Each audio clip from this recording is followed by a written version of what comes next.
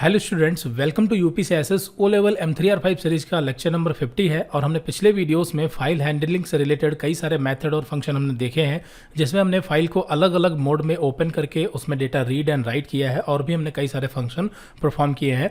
और हमने OS module के बारे में भी देखा है, जिसका यूज करके हम किसी फाइल या फोल्डर को डिलीट कर सकते हैं। ये सब हम पूरा पिछले वीडियो में प्रैक्टिकली समझ चुके हैं। और यहाँ पर एक चीज़ कि जब हम फोल्डर को डिलीट करते हैं तो वो फोल्डर जो है वो एम्प्टी होना चाहिए, तभी ये फोल्डर डिलीट करेगा।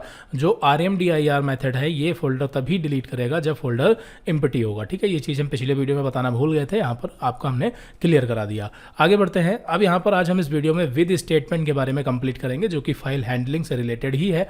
यहाँ पर विद स्टेटमेंट कुछ ज़्यादा खास नहीं है, बस इसमें यह है कि जब हम फाइल हैंडलिंग से रिलेटेड कोई भी काम करते हैं तो ज़्यादातर प्रोग्रामर और डेवलपर विद स्टेटमेंट का ही यूज़ करते हैं। इसमें क्या होता है, इसमें जो कोड होता है उसका पूरा एक ब्लॉक ऑफ स्टेटमेंट बनता है। ठीक है, जिससे कोड हमारा जो होता है वो क्लीन एंड क्लियर होता है। और इसमें खास बात ये होती है कि हमें फाइल को क्लोज नहीं करना पड़ता। मतलब जैसे अभी तक आपने देखा होगा कि जब भी हम फाइल को ओपन करते थे, जैसे F1 यानी कि हमारा फाइल नेम ऑब्जेक्ट हो गया और फिर हमने ओपन फंक्शन लगाया, ओपन पैरेंथेसिस के अंदर हमारा फाइल का एड्रेस कॉमा हमारा दूसरा पैरामीटर क्या होगा, जो हमारा फाइल का मोड होगा, जिस भी मोड में हम फाइल को ओपन करना चाहते हैं।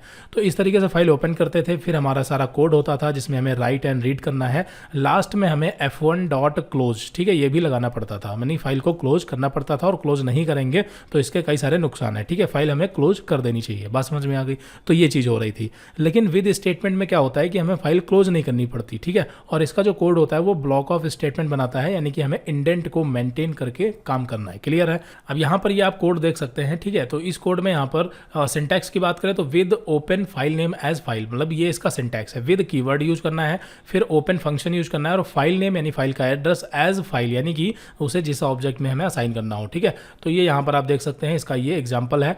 सबसे पहले विद कीवर्ड यूज किया, फिर हमारा ओपन फंक्शन जिसमें फर्स्ट जो पैरामीटर है ये हमारा क्या होगा, ये हमारा फाइल नेम और दूसरा पैरामीटर उसका मोड एज फाइल 1, यानी कि फाइल 1 ये हमारा ऑब्जेक्ट हो गया। जैसे हम लिखते नहीं है F1, ठीक है, F1 इज इक्वल टू, फिर ओपन फंक्शन लगाते हैं तो ये फाइल हमारी F1 नाम के ऑब्जेक्ट में सेव होती है, मतलब ओपन होती है। इसी तरह से यहाँ पर फाइल नेम या F1 जो रखना चाहें आप रख सकते हैं एज F1, इस तरीके से। ठीक है, तो ये हमारी फाइल इस तरीके से ओपन हो जाएगी। जिस भी मोड में आप ओपन कर सकते हैं, जो अभी तक हमने पढ़ा है वही चीज़ें हैं, बस यहाँ पर फाइल को ओपन करने का तरीका दूसरा है, उसको हमने विद स्टेटमेंट के साथ ओपन किया है। इससे क्या होगा, इससे आपको यहाँ पर कॉलन लगाकर बाकी सारा कोड जो है वो आपको इंडेंट को मेंटेन करके यहाँ पर लिखना है। ठीक है, बिल्कुल ब्लॉक ऑफ स्टेटमेंट की तरीके से।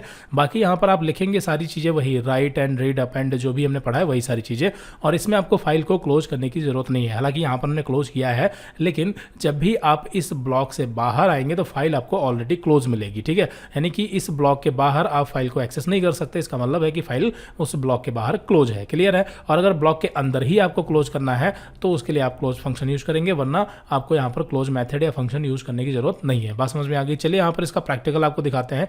तो यहाँ पर हम अब विद स्टेटमेंट के साथ इसको फाइल को ओपन करते हैं, तो विद, और यहाँ पर फिर उसके बाद हमारा ओपन फंक्शन सिंपल है, विद एंड ओपन, और यहाँ पर हमारा फाइल नेम UPCI.text, यही हमारा फाइल नेम है, कॉमा सिंगल कोट या डबल कोट के अंदर हमारा मोड, किस मोड में ओपन करना चाहते हैं, मान लेते हैं W मोड में ये ओपन कर लेते हैं। तो यहाँ पर हमने W मोड में ओपन किया, यहाँ पर ये क्लोज होगा। ठीक है, एक सेकेंड, यहाँ पर ये क्लोज नहीं हुआ था। क्लियर है? तो ये आपको समझ में आ गया। फिर यहाँ पर हमें कुछ नहीं, एज, ठीक है, एज कीवर्ड यूज करना है और F1, बस हो गया। ठीक है, तो ये हमारा क्या हुआ, फाइल ओपन हुई और F1 नाम के ऑब्जेक्ट में ये असाइन हो गई।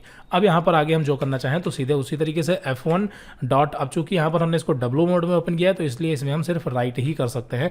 तो यहाँ पर हम राइट करते हैं, तो यहाँ पर हमने राइट किया, और क्या राइट करना है वो आप यहाँ पर राइट कर सकते हैं। एक सेकंड में पहले देख लेता हूँ फाइल में ऑलरेडी कुछ राइट है। हाँ, ये देखिए यहाँ पर फाइल में ऑलरेडी यहाँ पर ये चीज़ राइट है। तो एक काम करते हैं, इसी को यहाँ पर हम कट कर देते हैं, मतलब सेव कर दिया, फाइल में कुछ नहीं है। या एक सेकेंड, कॉपी कर लेते हैं। तो यहाँ पर एक काम करते हैं, इसको हम कॉपी कर लेते हैं। कॉपी क्यों कर लेते हैं अभी आपको बताते हैं। हमने इसको कॉपी कर लिया है, ठीक है, और इसको हमने क्लोज कर दिया। तो अभी यहाँ पर क्या होगा कि हम जो भी यहाँ पर डेटा राइट करेंगे वो पुराना डेटा डिलीट करके नया डेटा राइट करेगा, क्योंकि इसको हमने W मोड में ओपन किया है। तो अगर यहाँ पर हम सिंगल या डबल कोट के अंदर 4, 5, 6 ऐसे हमने राइट कर दिया तो ये वहाँ पर राइट हो जाएगा। सेव किया और यहाँ पर प्रोग्राम को जैसे ही रन करेंगे तो ये डेटा हमारा राइट हो चुका है। यहाँ पर आप देखेंगे फाइल में ये डेटा राइट है और पुराना डेटा डिलीट हो चुका है। तो अभी एक काम करते हैं, पुराना डेटा हमने कॉपी कर लिया था उसको वापस पेस्ट कर देते हैं। क्लियर है? ये बात आपको समझ आ गई। अब यहाँ पर ये ब्लॉक ऑफ स्टेटमेंट बन रहा है। अगर हम यहाँ पर इसको सोचे लो, काम करते हैं, इसको हमने कॉपी या कट कर लिया और ब्लॉक के बाहर आते हैं तो अगर हम सोचें कि फाइल ऑलरेडी ओपन है तो ये काम करते हैं यहाँ से भी राइट कर सकते हैं, तो ये ऐसा नहीं कर सकते। देखिए हमने यहाँ पर कुछ और राइट किया, सेव किया एंड यहाँ पर रन करेंगे तो यहाँ पर देखिए एरर मिलेगी। बात समझ में आ गई? तो ये चीज़ आपको क्लियर हो गई। यहाँ पर हमें फाइल को क्लोज करने की जरूरत नहीं है, ब्लॉक के बाहर आएंगे, फाइल ऑलरेडी क्लोज मिलेगी। अब बात करते हैं राइट लाइन्स की। राइट लाइन्स क्या है? तो एक काम करते हैं, यहाँ पर हम एक वेरिएबल बनाते हैं के नाम का, इसमें हमने टाइप किया UPCI। तो यहाँ पर हमने के नाम का एक वेरिएबल बनाया जिसका टाइप क्या है? इसका टाइप है स्ट्रिंग, ठीक है, स्ट्रिंग है, जिसमें हमने एस्केप सीक्वेंस का यूज करके यहाँ पर हमने इसमें UPCI कंप्यूटर इस तरीके से लिख दिया, ठीक है। और हमने राइट फंक्शन को के यानी कि हमारा स्ट्रिंग वेरिएबल जो है ये पास कर दिया। तो अभी यहाँ पर इसको अगर हम रन करेंगे तो ये डेटा राइट कर देगा, कोई दिक्कत नहीं। यहाँ पर देखिए ये डेटा यहाँ पर राइट हो रहा है, क्लियर है। लेकिन अगर यहाँ पर ये लिस्ट में इसको हम डाल देते हैं, यानी कि हम क्या करते हैं, इस चीज़ को लिस्ट में कन्वर्ट कर देते हैं। एक सेकेंड, ये लिस्ट हमने ओपन की और लिस्ट में यहाँ पर हम टी, ठीक है, और कॉमा और y, ठीक है, इस तरह से यहाँ पर /n यूज करते हैं। इससे क्या होगा, इससे इसमें ये सारे कैरेक्टर अलग अलग लाइन में जाने चाहिए। t और y दो हमने यहाँ पर कैरेक्टर लिस्ट में असाइन किए हैं, के नाम की हमारी लिस्ट है। अब अगर यहाँ पर इसको सेव करके यहाँ पर हम रन करेंगे तो अभी हमें एरर मिलेगा, क्योंकि राइट जो फंक्शन है ये या तो स्ट्रिंग वेरिएबल को लेगा या फिर एक स्ट्रिंग को ही ले सकता है। लेकिन अगर हमारे पास लिस्ट में आइटम है और उनको हमें अगर किसी फाइल में राइट करना है तो वो हम राइट से नहीं बल्कि राइट लाइन से कर सकते हैं, ठीक है, राइट लाइन्स, ठीक है, राइट लाइंस यहाँ पर यूज करेंगे तो यहाँ पर अभी लिस्ट का डेटा जो है ये भी यहाँ पर राइट हो जाएगा। देखिए कोई एरर नहीं है और यहाँ पर टी एंड वाई यहाँ पर राइट हो चुका है। बात समझ में आ गई? तो ये डिफरेंस है राइट लाइंस एंड राइट में। बाकी यहाँ पर राइट में हम लिस्ट राइट नहीं कर सकते, जबकि राइट लाइंस में ये कर सकते हैं। अब आप सोच रहे होंगे लाइंस लगा, इसका मतलब ये लाइन राइट करता होगा। हाँ ठीक है, इसमें हम सिंगल या डबल कोट में डायरेक्टली, जैसे यहाँ पर हमने टाइप किया UPCI और /n, ठीक है, और कंप्यूटर या जो लिखना चाहें, ठीक है, इस तरीके से हम इसमें टाइप कर सकते हैं, कोई इशू नहीं, ठीक है। ये हो गया, ये 3 लाइन में, ये राइट लाइन्स जो है ये 3 लाइन में डेटा राइट कर देगा, ठीक है। ये आप देख सकते हैं यहाँ पर ये राइट हो चुका है। लेकिन ये काम हम राइट से भी कर सकते हैं, ठीक है। अगर हम लाइन्स यहाँ से आगे हटा देते हैं तो ये काम हम यहाँ से भी कर सकते हैं, ठीक है। देखिए यहाँ पर ये भी डेटा राइट फिर से हो गया और ये देखिए यहाँ पर डेटा राइट है ऑलरेडी। बात समझ में आ गई? तो ये चीज़ हम राइट से भी कर सकते हैं। बस राइट और राइट लाइन्स में ये डिफरेंस है कि राइट हमेशा एक स्ट्रिंग आर्गूमेंट लेता है, जबकि राइट लाइन्स लिस्ट या टपल को भी ले सकता है। बात समझ में आ गई? विद स्टेटमेंट हमने क्लियर किया, राइट एंड राइट लाइन्स के बारे में आपको हमने बताया, ठीक है। बाकी एक चीज़ का ध्यान रखना है, इन सभी का यूज करके आपको अच्छे से रिविजन करना है। जैसे आपको पता होना चाहिए, अगर इसको हम रीड मोड में ओपन करते हैं, ठीक है, एक काम करते हैं, यहाँ पर रीड मोड में ओपन किया तो यहाँ पर R+ में ओपन कर देते हैं, जिससे रीड एंड राइट दोनों कर सकते हैं, ठीक है। तो R+ मोड में ओपन किया और अगर हम F1.रीड करते हैं, ठीक है, F1.रीड करेंगे तो अभी डेटा रीड नहीं होगा। क्यों नहीं होगा? आपको पता है कर्सर की पोजीशन कहाँ होगी? लास्ट में, ठीक है। तो एक काम करते हैं, इसको प्रिंट में रखते हैं, ठीक है। तो यहाँ पर कर्सर की पोजीशन ये राइट करने के बाद लास्ट में पहुँचा देगा, तो हम इसकी पोजीशन चेंज कर लेते हैं F1.seek, ठीक है। F1.seek से इसकी पोजीशन हम 0 पर सेट कर देते हैं। अभी ये रीड करेगा और प्रिंट करेगा, क्लियर है। तो यहाँ पर राइट एंड रीड दोनों हो रहा है, ये बात समझ में आ गई। अब ये जो रीड करके हम डायरेक्टली प्रिंट कर दे रहे हैं, इसको हम प्रिंट ना करके हम चाहें तो किसी वेरिएबल में स्टोर कर सकते हैं। जैसे हमने PP नाम के वेरिएबल में इसको स्टोर कर लिया इस तरीके से, और ये स्टोर भी होगा। अब इस PP के साथ हम कुछ भी कर सकते हैं। कुछ भी का मतलब PP में क्या है, जितना फाइल में जो भी डेटा था, ठीक है, वो सारा का सारा डेटा PP नाम में स्टोर हो चुका है और ये इसका जो टाइप है वो str है, ठीक है।